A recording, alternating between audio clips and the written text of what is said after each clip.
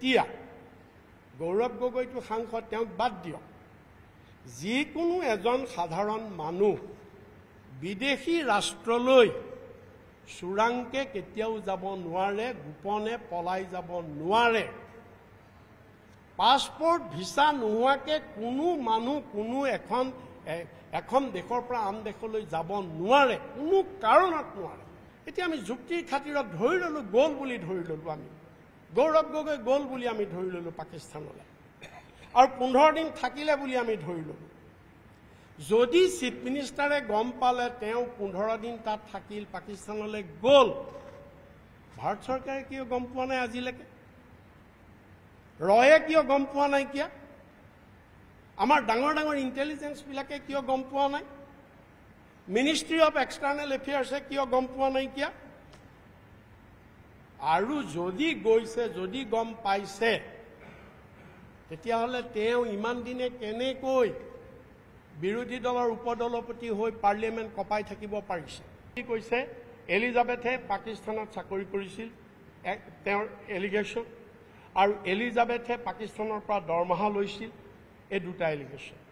এতিয়া আমি এই দুটাৰ ওপৰত আপোনালোকক আমি এই দুটাৰ গ্ৰহণযোগ্যতা কিমান ইয়েছ বাই প্ৰফেশ্যন এজন মানুহে এনজিঅ'ত চাকৰি কৰিব পাৰে গৌৰৱ গগৈ পত্নী এটা ইণ্টাৰনেশ্যনেল এনজিঅ'ৰ কৰ্মচাৰী আৰু সেই চাকৰি সূত্ৰে তেওঁ পাকিস্তানত কাম কৰিছে এনজিঅ'ৰ কাম কৰিবলৈ গৈছে পাকিস্তান চৰকাৰৰ পৰা দৰমহা লৈছে সেই বুলিয়ে তেওঁ এজেণ্ট হৈ গ'ল নেকি চোৰাংচোৱা হৈ গ'ল নেকি সেই বুলিয়ে হৈ গ'ল নেকি নহয় বিধিসন্মতভাৱে যদি লয় তাত কোনেও একো কৰিব নোৱাৰে এইটো এটা নিয়ম আছে তেনেকে বহুত আছে আমাৰ অকল গৌৰৱ গগৈ এলিজাবেথেই নাই পাকিস্তানত চাকৰি কৰি বেলেগ বেলেগ আমাৰ ভাৰতৰ বহুত মানুহ পাকিস্তানত চাকৰি কৰি আছে কোম্পানীত আছে বা চৰকাৰীভাৱে আছে আকৌ পাকিস্তানৰ বহুত মানুহ ভাৰতত চাকৰি কৰি আছে ব্যৱসায় বাণিজ্য চলাই আছে আৰু গৌৰৱ গগৈ পত্নী এই এনজিঅ'ৰ সূত্ৰে তেওঁ পাকিস্তানৰ উপৰিও পৃথিৱীৰ বেলেগ বেলেগ দেশতো তেওঁ ভ্ৰমণ কৰিছে যে এতিয়া এলিজাবেথৰ এই প্ৰফেশ্যন এটা বিধিসন্মত চাকৰি প্ৰফেশ্যন বিধিসন্মতভাৱে তেওঁ দৰমহা পাইছে তাত গৈছে কাম কৰিছে আৰু বেলেগ বেলেগ কাণ্ট্ৰিটো যায়